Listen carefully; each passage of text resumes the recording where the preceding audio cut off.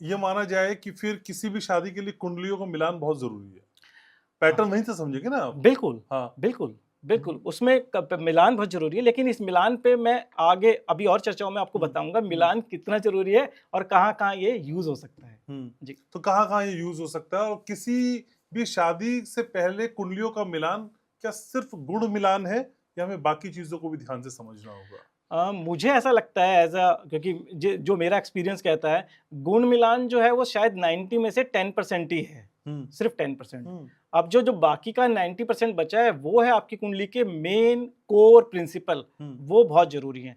जैसे कि मैंने अभी बताया कि मैरिज के लिए सप्तम भाव जो है वो देखना बहुत जरूरी है, सप्तम भाव कितना स्ट्रांग है और सप्तम भाव का स्वामी जिसे सप्तमेश बोलते हैं वो कितना स्ट्रांग है।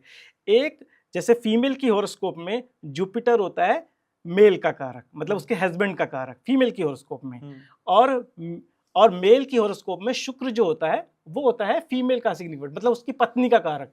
अगर दोनों की हॉरोस्कोप में ये दोनों एफ्लिक्टेड हो जाएं, जैसे कि कभी कभी क्या होता है प्लैनेट सूर्य के पास जाने से अस्त हो जाता है, और मैंने बहुत सारी हॉरोस्कोप में देखा है जैसे ही शुक्र अस्त होता है उनके मैरिज में, उनके रिलेशनशिप में कुछ चैलेंजेस देखे हैं। तो ये एक बड़ा प्रिंसिपल है शुक्र का अस्त होना। दूसरा प्रिंसिपल है शुक्र का नीच का होना। ये लोग भूल जाते हैं कि शुक्र नीच का है तो उसका मतलब कोई पैरामीटर आपका रिलेटेड टू योर मैरिज कोई चैलेंज है।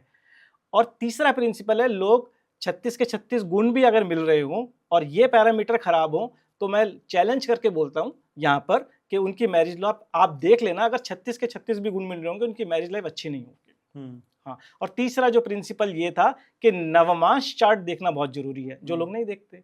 तो जैसे कि नवमांश चार्ट होता है मैरिज की और ज्यादा डेप्थ को देखने के लिए, वो देखना बहुत जरूरी है।